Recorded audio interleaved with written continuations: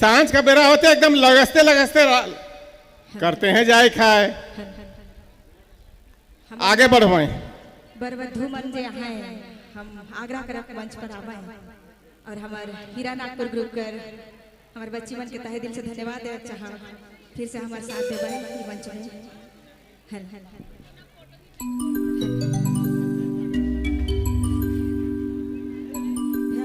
cordless और एक जी हर ठीक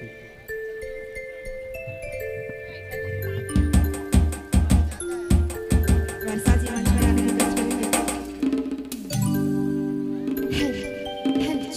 हमार नाम बरबधु जितना कोई भी यहाँ मौजूद है खाली शादी होई के चल गेले नहीं चल या सबका साथ एंजॉय भी करे पड़ी अपन शादी में सबके आगे कर मंच पर